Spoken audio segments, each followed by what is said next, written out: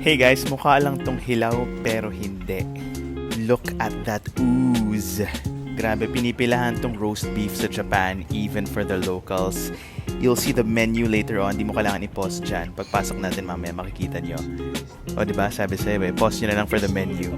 Yung in-order namin nasa mga 2,000 yen with sides na yun and drink. So converted to Philippine peso, mga less than 1,000 lang yun. This is how they assemble it. Talagang may egg yolk sa taas. There's cheese, there's roast beef. Ito yung mga sides natin. Underneath all that beef pala may rice din dyan, so don't worry. This is how to eat it. Talagang meron pang instructions. Pero di ko na rin siya nasunod kasi sobrang gutom na ako.